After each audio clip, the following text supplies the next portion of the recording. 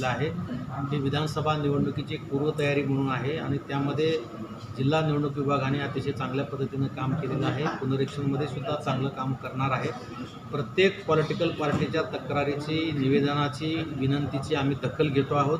त्यावर योग्य ते कायदेशीर प्रक्रिया करून ते नियमानुरूप आहे ते 100% आम्ही करत आहोत.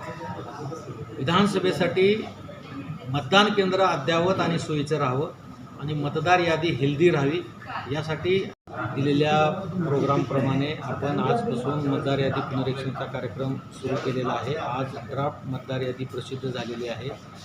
20 तारखेपर्यंत आपल्याला यामध्ये नाव ॲड करणे, नाव वगळणे, नाव शिफ्ट करणे, नाव दुरुस्ती करणे याच्या संदर्भात अर्ज देता येणार आहेत आणि ती प्रक्रिया आपण आजपासून सुरू केलेली आहे.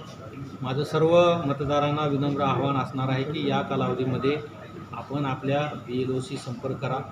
शनिवार रविवार मतदान केंद्रावर BLO हजर राहणार आहेत, त्यांच्याशी चर्चा करा, आपल्या नावाची खात्री करून घ्या आणि आवश्यकतेप्रमाणे योग्य ते नमुना भरून तुम्ही मतदार यादी अपडेटेड करण्यासाठी, हेल्दी मतदार यादी होण्यासाठी आपण सर्वांनी सहकार्य करा असं माझं एक आव्हान आहे. दुसरं, आपण प्री SSR कार्यक्रमाचं रँडमायझेशन केलेलं आहे. जी नवीन मध्ये 366 नवीन मतदान केंद्र केलेली आहेत जी मतदारांच्या मागणीप्रमाणे त्यांना सोयीस्कर होईल अशा पद्धतीनं.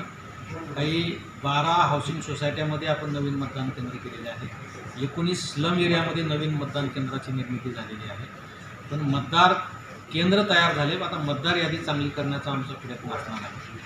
अनेक तक्रारी आमच्याकडे आलेल्या आहेत ज्याच्यामध्ये दुबार नावं असल्याची शक्यता वर्तवलेली आहे, किंबहुना दुबार नावं आहेत अशा पद्धतीचीच तक्रार आहे. ती दुबार नावं आम्ही तपासण्याचं काम सुरू केलेलं आहे. पण माझं सर्वांना आव्हान असणार आहे की रिप्रेझेंटेशन ऑफ पीपल ॲक्ट हा जो कायदा आहे, लोकप्रतिनिधित्व कायदा, त्याच्या कलम 31 नुसार मतदार यादीमध्ये 2 ठिकाणी नाव असणं हे कायद्यान्वये गुन्हा आहे आणि याच्यासाठी 1 वर्षापर्यंत तुरुंगवाससुद्धा संबंधित मतदाराला होऊ शकतो. म्हणून माझं सर्व मतदारांना ज्यांचं 2 ठिकाणी नाव आहे अशा सर्व मतदारांना आव्हान आहे की त्यांनी या मतदार पुनरीक्षण कार्यक्रमामध्ये स्वतःहून वगळणीचा अर्ज द्यावा.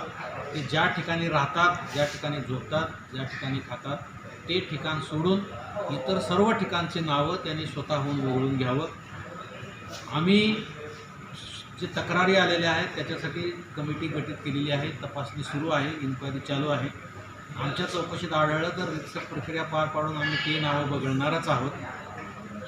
पण वगळणीचा अर्ज पण दिला नाही, आमच्या याच्यामध्ये पण नाही राहिला आणि नंतर जर काही तक्रार आली आणि 2 ठिकाणी मतदाराचं, एकाच मतदाराचं 2 ठिकाणी नाव आहे असं जर सिद्ध झालं तर आम्ही त्यांच्यावर 100% गुन्हा दाखल करणार आहे.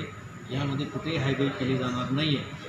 म्हणून ज्यांचं नाव 2 ठिकाणी आहे त्यांनी कृपा करून या आठवड्याभरामध्ये आपलं नाव वगळणीचा अर्ज देऊन स्वतःहून वगळून घ्यावा. अन्यथा जी कारवाई आम्ही करू त्या कारवाईला सामोरं जावं लागेल. छत्रपती